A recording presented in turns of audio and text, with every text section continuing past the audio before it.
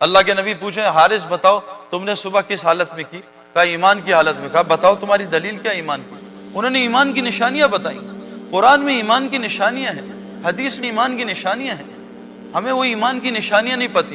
ایمان جب تک متقی نہیں ہوگا میرے پیارو، اس سے میں یہ نہیں کہہ رہا ہم قرآن پڑھنا چھوڑ دیں، نہیں۔ مطلب کیا ہے، جیسے آسان مثال، ایک آدمی گاڑی چلانا نہیں جانتا، اس کو وہ کہہ رہے ہیں مولوی صاحب دیکھو گاڑی سیکھ لو چلانا، پھر اسٹیئرنگ ویل پہ بیٹھنا، ورنہ بغیر گاڑی سیکھے اسٹیئرنگ ویل پہ بیٹھے خود بھی مرے گا، دوسروں کو بھی مارے گا، گاڑی کا ستیہ ناش کرے گا۔ تو ساتھ میں بیٹھ، پیچھے بیٹھ جا، ذرا گاڑی چلانا سیکھ لے۔ قرآن یہی کہہ رہا ہے پہلے متقی بن لینا۔ دیکھو میرے پیارو، اسلام کا سب سے بڑا حکم کون سا ہے؟ نماز کا۔ کب فرض ہوئی بھائی نماز؟ 5 نمازیں معراج پہ 10 سال بعد۔ تو پہلے 10 سال کیا ہوتا رہا؟ حضور صلی اللہ علیہ وسلم کائنات کے سب سے بڑے ٹیچر تھے، انہوں نے 10 سال کیا کیا؟ نماز بھی ایمان بنانے کی مشق ہے کہ میرا ایمان کہاں ہے۔ میں جو اتنی باتیں کر رہا ہوں، اتنے بیانات کر رہا ہوں، میں ذرا آج ساری رات 2 نفل پڑھنے کی نیت کروں، اللہ سارا ایمان میرے آنکھوں کے سامنے لے آئیں گے۔ جس آدمی کو موبائلوں کی محبت ہے وہ اللہ اکبر کرے گا، اس کے ہر رکعت میں نیا موبائل آئے گا، ہر رکعت میں آئے گا، میں گارنٹی دیتا ہوں۔ جس آدمی کا پراپرٹی کا کام ہوگا اللہ اکبر، اور اس کے پراپرٹی آئیں گے، یا فری مونٹ میں لے لوں، ایک دبئی میں بھی خرید پراپرٹی آئیں گے۔ جس آدمی کا جو کیوں، یہ ایمان والے کی نشانی ہے کہ جو ایمان والا جب اللہ اکبر کرتا ہے تو اس کی دنیا باہر نکل جاتی ہے، اللہ سامنے آ جاتا ہے۔ اور جس کا زبانی کلامی یا ایمان ہے کہ جی ابھی کلمہ پڑھا ہے، وہ مسلمان ہے ماشاءاللہ، وہ اس کی وجہ سے اللہ دنیا کو چلا رہے ہیں، وہ جب اللہ اکبر کرتا ہے تو اللہ اکبر کرتے ہی اللہ کہیں نکل جاتا ہے، دنیا ساری سامنے آ جاتی ہے۔ یہ نماز ایمان کا تھرمامیٹر ہے۔ 15 سال تک کلمہ نماز، کلمہ نماز، کلمہ نماز، 6000 آیتیں کلمہ اور نماز، اور 500 آیتیں احکامات کی ہیں، یہ حرام یہ حلال، 6000 آیتیں۔ ہم نے ان 6000 آیتوں کو دل میں اتارنے کی کتنی محنت کی میرے پیاروں، بتائیں ہم۔ اور ان 6000 کو دل میں اتارنے کی محنت کیا ہے، اس کی نشانی کیا ہے کہ میرے دل میں وہ آیتیں اتر گئی ہیں، اس کی نشانی قرآن نے، حدیث نے کیا بتائی ہے؟ میں 99% مجمع سے الگ پوچھتا ہوں، وہ نہیں بتا سکتے۔ ہاں وہ کہتے ہیں ہاتھ یہاں رکھنا، ہاتھ یہاں رکھنا، یہ غلط وہ صحیح، اس پہ بحث کرتے ہیں۔ ایک آدمی نے مجھ سے کہا کہ سعید بھائی آپ نے نماز میں فلاں عمل نہیں کیا، آپ کی نماز نہیں ہوئی۔ میں کہا کیوں؟ کہتے ہیں آپ نے یہ عمل نہیں کیا۔ میں کہا بھائی یہ عمل تو سنت ہے، نماز سنت چھوٹ جائے تو مکروہ ہوتی ہے، نماز سے واجب چھوٹ جائے تو سجدہ سہو ہوتا ہے، نماز سے فرض چھوٹ جائے تو نماز فاسد ہو جاتی ہے۔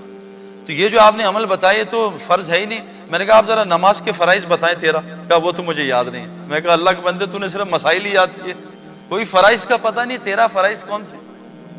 میں کہا آپ کی مسواک نظر نہیں آ رہی۔ کہا میں مسواک نہیں کی۔ میں کہا تیری بھی نماز نہیں ہوئی، کہ مسواک تو سنت ہے کرنا۔ اللہ کے نبی نے کہا جو مسواک کے فائدے ہیں میں چاہتا تھا تم پہ فرض ہو جائے، لیکن تم پہ بوجھ کی وجہ سے میں نے اللہ اس کو فرض نہیں کرائی اللہ سے۔ میرے پیارو تبلیغ کا مقصد کیا؟ ہماری آنکھیں کھل جائیں دل کی۔ یہ آنکھوں سے حقیقت نظر نہیں آتی، یہ آنکھیں تو کمزور ہیں، یہ تو زمین آسمان کو ملتا دکھاتی ہیں، یہ تو دور سے ہائی وے کو گیلا دکھاتی ہیں، یہ تو عربوں کو صحرا کو سمندر دکھاتی ہیں دور سے، یہ تو روح نہیں دیکھ سکتی، یہ آنکھیں اللہ کو نہیں دیکھ سکتی۔ یہ دل کی آنکھیں جو نورانی کرنا موت سے پہلے ضروری ہے۔ جب دل نورانی، حدیث میں آتا ہے نہ مومن دھوکہ کھاتا ہے نہ مومن دھوکہ دیتا ہے۔ کتنا دھوکہ اس وقت مسلمانوں کو ہو رہا ہے، یہ مومن ہے؟ اللہ کے نبی کی بات غلط ہو سکتی ہے بھائی؟ ہر مسلمان دوسرے مسلمان کو ٹوپی پہنا رہا ہے، کیوں؟ اس کی بھی وجہ ہے۔ 2 چیزیں ہوتی ہیں، یا ٹوپی پہننا یا ٹوپی پہنانا، تیسری چیز ہے تو مجھے بھی بتا دیں، یا یہ ٹوپی پہنے گا یا ٹوپی پہنائے گا۔ جب سے مسلمانوں نے ٹوپی پہنا چھوڑی، ٹوپی پہنانا شروع کر دی، ڈرتے ہیں لوگ مسلمانوں سے کاروبار کرتے ہیں۔ میرے جتنے دوست ہیں پاکستان میں جو بڑا کام کرتے ہیں، سارا کاروبار غیر مسلم سے کرتے ہیں، کیوں میرے پیاروں؟ مومن نہ کبھی دھوکہ کھاتا ہے نہ کبھی دھوکہ دیتا ہے، یہ مومن کی علامت ہے، یہ اللہ کے نبی نے فرمائی ہے۔ تبلیغ کی محنت ہے انسان کی دل کی آنکھیں کھل جائیں، اس کو باطل اور حق میں تمیز نظر آنے لگے۔ آج ہم تقریر سن کے گمراہ ہو رہے ہیں، کیا تقریر کرتا ہے، کیا تقریر کرتا ہے۔ حضور صلی اللہ علیہ وسلم تو 10 منٹ سے زیادہ بات نہیں کرتے تھے۔ موسیٰ علیہ السلام تو زبان ان کی ٹھیک نہیں تھی، لیکن ہارون علیہ السلام کو لیا کہ اللہ یہ بات کرے گا فرعون سے، میں بول نہیں سکتا صحیح۔ اور اولو العزم نبی ہیں موسیٰ علیہ السلام، سارا قرآن موسیٰ علیہ السلام سے بھرا ہوا ہے، 28 پاروں میں موسیٰ علیہ السلام کا تذکرہ ہے۔ اتنا بڑا نبی اولو العزم، اور بولنا صحیح، بولنا اصل نہیں ہے میرے پیارو، بولنا کوئی علامت نہیں ہے ایمان کی۔ ہاں یہ ضرور کا ہے، اس سے بہتر بول کون سے ہو سکتے ہیں جو لوگوں کو اللہ کی طرف بلا، بولوں کا ہے۔ ہاں یہ ضرور کہا ہے قرآن نے، جو اللہ کی بات کو غور سے سنتے ہیں اور اس پہ بہترین طریقے سے عمل کرتے ہیں، اللہ قرآن میں کہہ رہے ہیں یہ ہیں عقل والے اور یہ ہیں ہدایت کے راستے پہ۔ آج عمومی مجمع کو اگر کوئی مشہور شخصیت نہ ہو تو اللہ کی بات سن کے نیند آنا شروع ہو جاتی، ایک دم سستی، جمعے میں سستی۔ کبھی آپ نے کسی کیشیئر کو سوتے ہوئے دیکھا؟ نوٹ گنتے ہوئے نیند آ گئی، تسبیح پڑھتے بہت نیند آتی ہے، قرآن پڑھتے نیند آتی ہے۔ کبھی میچ دیکھتے 8 گھنٹے کا کبھی نیند آئی ہو، ایک بال میں جمائی آ گئی ہو، اور نماز میں 15 جمائیاں آتی ہیں۔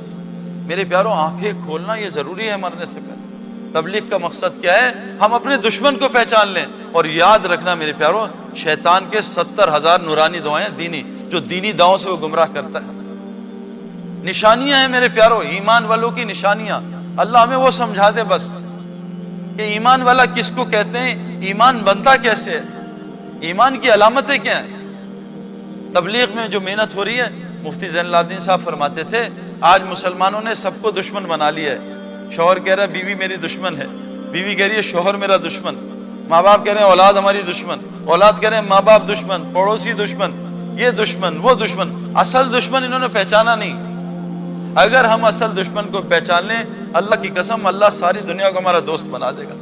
اللہ قرآن میں کہتے ہیں جو ایمان اور اعمال بناتا ہے ہم ساری مخلوق میں اس کی محبت ڈال دیتے ہیں۔ جو ایمان والا ہوتا ہے ہم اس کو ضرور اونچا کریں گے اگر وہ مومن ہوگا۔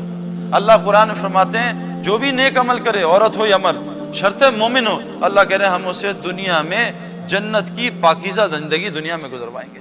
ہمارے پاس کہاں ہے وہ زندگی؟ ہم تمہیں خلافت دیں گے، ہماری خلافت تو گھر میں نہیں ہے۔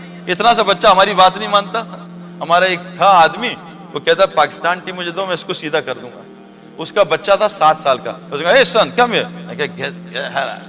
میں کہا پہلے اس کو تو ٹھیک کرو، تم پوری ٹیم ٹھیک کرو گے؟ یہ تو تم سے ٹھیک نہیں ہو رہا۔ اصل میں باتیں کرنے کا بہت شوق ہے نا، ہم یہ کر دیں وہ کر۔ ایک شوہر جو ہے وہ پینڈو ٹائپ تھا میری طرح کا، اس نے بیوی سے کہا یہ گاؤں میں نا ایک شیر آیا سب کو تنگ کر رہا ہے، آج اس کی گردن کاٹ کے تیرے قدموں میں ڈالوں گا۔ بیوی نے کہا بڑا تگڑا ہو گیا، مجھ سے ڈرتا ہے، شیروں کی باتیں کر رہے ہیں۔ اور بات کر کر کے شام کو بیوی تنگ آ گئی، وہ کہا ستیانا سو جا بھی لا شیر کو، جاتا کیوں نہیں؟ وہ کہا باہر کتیا سو رہی ہے، جیسی بھاگے گی پھر شیر کو مارو۔ میں ٹھیک نہیں ہوں، پوری دنیا ٹھیک کر، میں گڑبڑ ہوں، اس میں عیب، اس میں عیب، اس میں عیب۔ ہمارا دشمن کون؟ مفتی زین العابدین صاحب نے اتنے آسان لفظوں میں فرما دیا، ہمارا دشمن 4 چیزیں ہیں، 4۔ اگر ہم اس کو دشمن بنا لیں، اس کو پہچان لیں، اللہ تعالیٰ ساری دنیا کو ہمارا دوست بنا دے گا۔ اور میرے پیاروں، میں پریکٹیکلی یہ دیکھ چکا ہوں۔ میں آسٹریلیا 1988 سے 2001 تک گیا ہوں، کتنے 13-14 سال ہو گئے، ہر دوسرے سال جاتا تھا۔ ابھی میں اللہ کے رستے میں 2014 میں 4 مہینے آسٹریلیا لگا کے 1 مہینے فجی۔ میں آپ کو بتا نہیں سکتا، ایئرپورٹ سے لے کر آسٹریلیا کے جو 3-4 مہینے ہم نے گزارے ہیں، جتنی محبت اللہ نے کرائی ہے میرے خواب میں بھی نہیں دیکھ سکتا میرے ساتھ۔ اللہ قرآن میں کہہ رہے ہیں عزت کس کے لیے ہے؟ کرکٹر کے لیے یا پریزیڈنٹ کے لیے نہیں، اللہ، رسول اور مومنین کے لیے۔ تو مومن بن جاؤ، پھر دیکھو اللہ کیسے